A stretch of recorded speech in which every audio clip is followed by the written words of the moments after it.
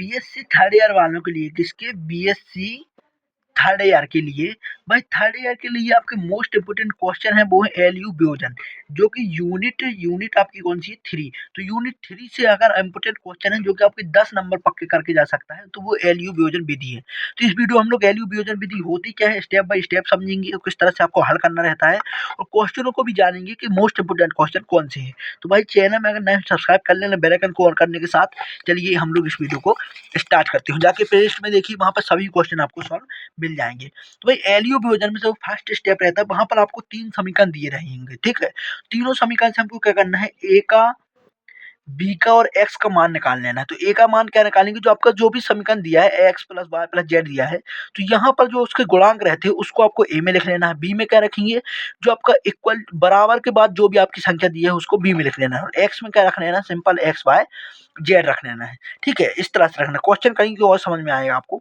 इस तरह से रखना। फिर सेकेंड स्टेप क्या करेंगे, ए एक्स इक्वल टू बी हो जाएगा, ठीक है। आपका ये एक्स इक्वल टू बी के रूप में बना लिए।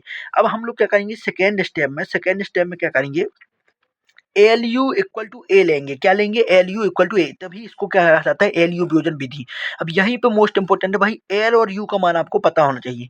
तो एल का मान क्या होता है आपको पता होना चाहिए कि एल का मान 100, ठीक है।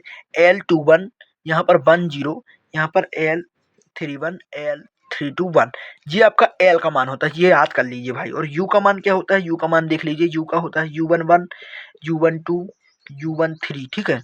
U13 हो जाएगा यहाँ पर हो जाएगा यू, यहाँ पर आपका 0, यहाँ पर भी 0, यहाँ पर U22, ठीक है, U23, यहाँ पर भी आपका 0 हो जाएगा और U33। इस तरह से आपका मान होता है। तो एल और यू का मान आपने देख लिया, तो ये आपको दोनों मान पता होना चाहिए। तो यहाँ से एल और यू का मान रख के हम लोग एल और यू का मल्टीप्लाई करके ए के बराबर कर देंगे। क्या करेंगे, इन दोनों का मल्टीप्लाई करेंगे, मतलब फर्स्ट रो का फर्स्ट कॉलम के साथ। ये हम लोग मल्टीप्लाई करने के बाद हम लोग क्या करेंगे, ए से मल्टीप्लाई करेंगे, ए से तुलना कर देंगे।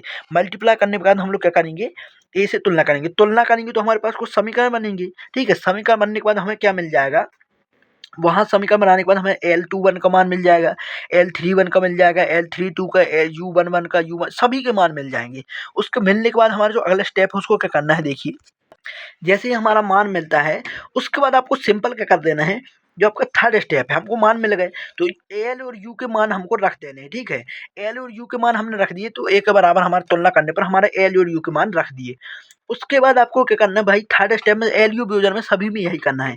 देखिए हमने मैं क्या माना था, ए एक्स इक्वल टू बी माना था और हमारा ए बराबर क्या था, एल यू था, मतलब एल यू हमने माना ना अभी, एल यू था। तो यहाँ पर ए के स्थान पे हम लोग एल यू रखेंगे, क्या हो गया, L U X equal to B हो जाएगा। तो यहाँ पर फिर यू एक्स बराबर हम लोग क्या मान लेंगे, बाय। क्या मान लेंगे, बाय, या फिर आप बाय की जगह भी मान सकते हैं, जो भी आपको मानना, भी मान लिया।